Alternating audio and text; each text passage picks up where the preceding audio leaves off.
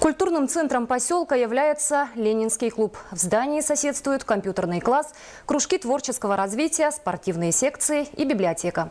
Под одной крышей трудности, как известно, общие. Под протекающей от ветхости кровлей проблемы увеличиваются многократно.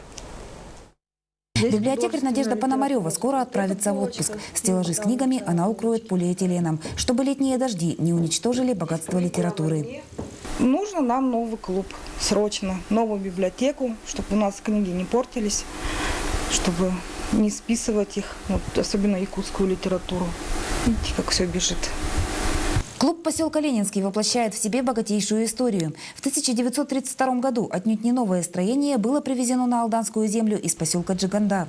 До того, как стать вместилищем духовных ценностей, оно служило жилищем золотодобытчикам. Десятилетия подтачивают здание изнутри и снаружи. Просевшие балки не удерживают потолок. Стены ведет, сквозняки и холод проникают в помещение сквозь многочисленные щели. На сегодняшнее время у нас пока хороших возможностей нету, интернета у нас нету. Ждем, когда нам построят новый клуб, и думаю, что с новым клубом у нас будут новые возможности. Вопрос о строительстве клуба в поселке Ленинский стоит много лет. Проект готов. На 2015 год запланирована закладка фундамента.